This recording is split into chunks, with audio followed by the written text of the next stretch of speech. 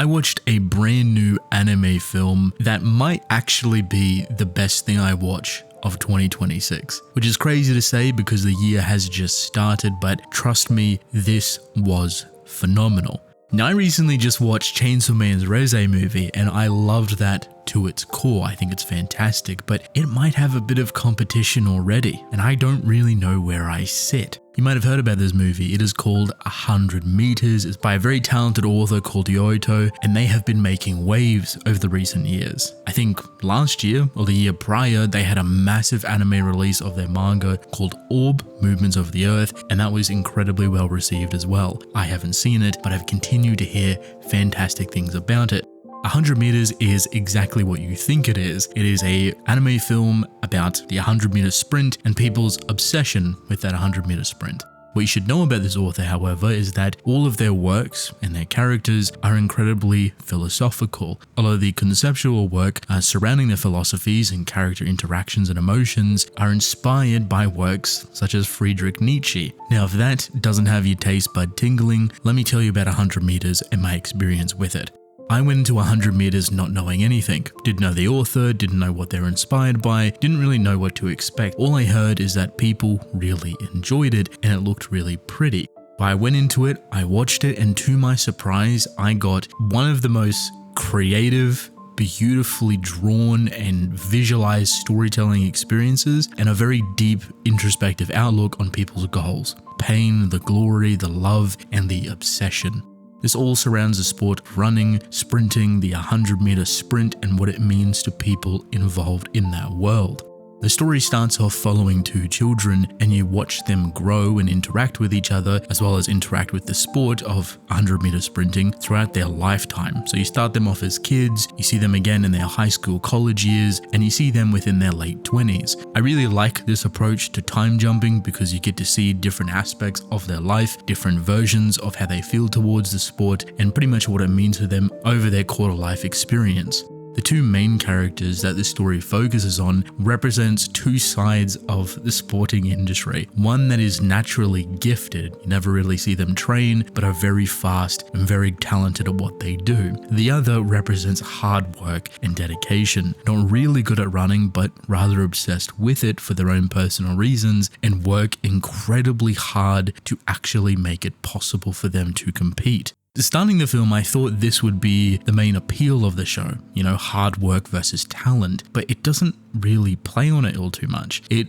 does set it in motion from the beginning so you understand that it's there, but really it comes down to the interpretation of hard work and talent for them internally. So it's not the main draw, but more so what sprinting means to them through their valiant efforts, the pain, the love, the glory, and the obsession. What does 100 meters mean to them? Why do they continue to run? What do they want at the end of that? Do they want to be number one? Do they want to break records? Do they want to inspire? How far are they willing to go and to push themselves to make their dreams possible?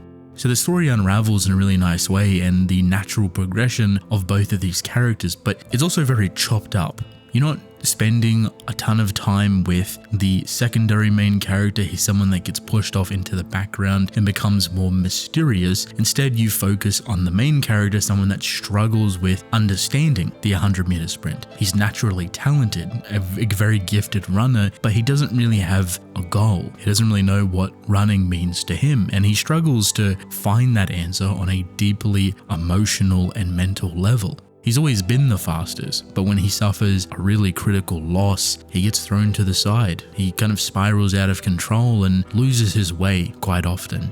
You see him navigate this in really interesting ways, going up against other people that have kind of lost their way or have different approaches to what the sport and running means to them. And after he interacts with these people and tries to figure out where his attention should be, what this sport should mean to him, why he continues to run, it starts to become a little bit more clearer. He starts to run with a bit more of an intent, a bit more of a purpose. You actually get to see him train and take care of himself and nurture an injury before some very big races.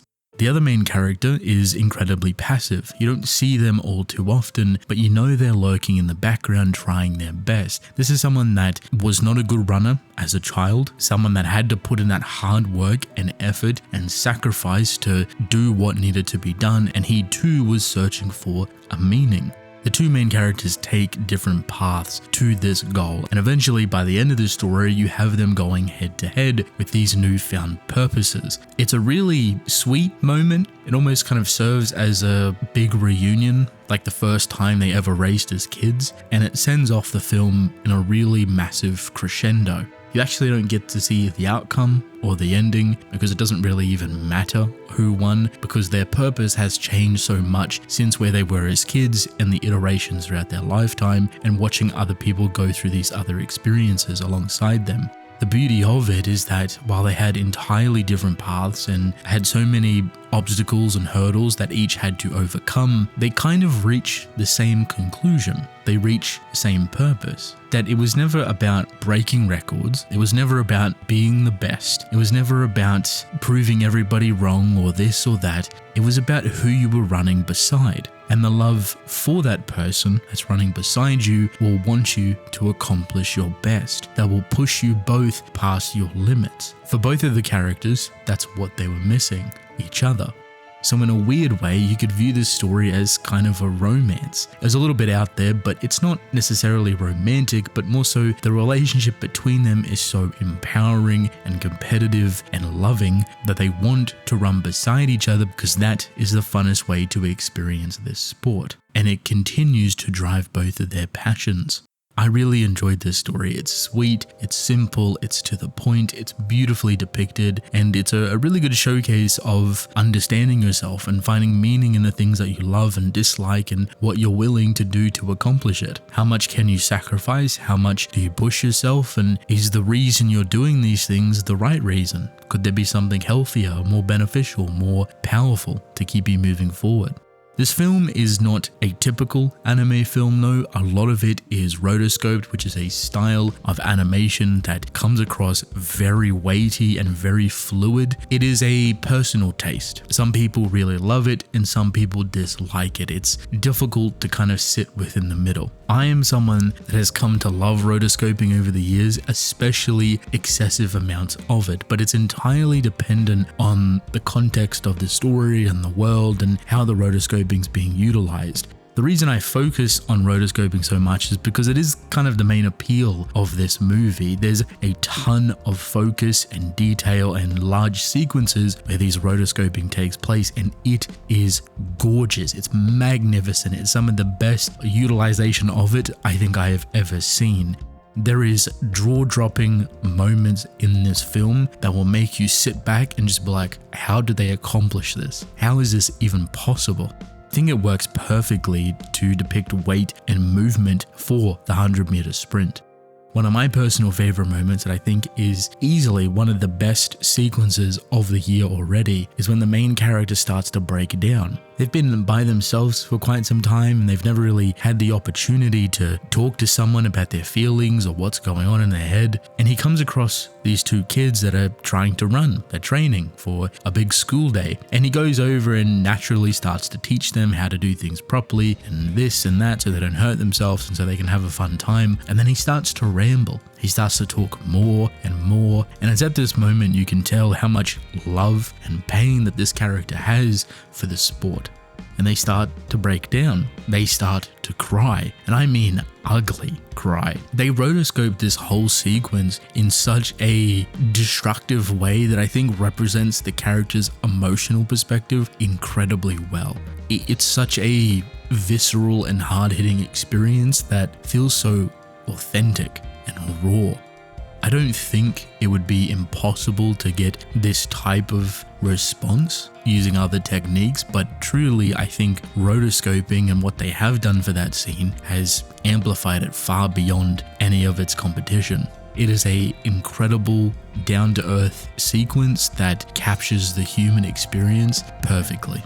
To be entirely honest, I really have no complaints for this film. Like when I was watching it, I was just having a fun time. I was taking in the visuals, it was beautiful, the story was really engaging, I loved the character work, I love how they're developed, I love the interaction, I love the writing, I love the voice acting. It was difficult for me to pull apart things that I just didn't like. I think the only thing people may dislike is that it's not a typical sports anime. If you go into it with the intention of it being like Haiku or Blue Lock or anything that's, typical sport orientated, you're not really going to get that. Yes, this is a sports story, it's a sports anime, but first and foremost, it is inherently philosophical, and that is attached directly to the emotional attributes and states of this character and finding the reason of why they do the things that they do. For me, that's kind of the point of the story, and the 100-meter sprint is the vessel that's pushing them through it. Don't get me wrong, there's a ton of focus on the sports side of things, but probably not enough if you're looking only for a sports-focused story. Other than the rotoscoping, which you either like or dislike, or even the philosophical stuff, which you might not really care for or think it's over dramatic, I think it's perfect. I had a really fun time with it. I think it's a strong contender already for anime film of the year, and I could not recommend it enough. On the other side, if you have watched it, I'd love to hear your thoughts. What do you think about it? How do you feel? Any complaints? Let me know. But that's basically it. I hope you all enjoyed, and I'll see you later.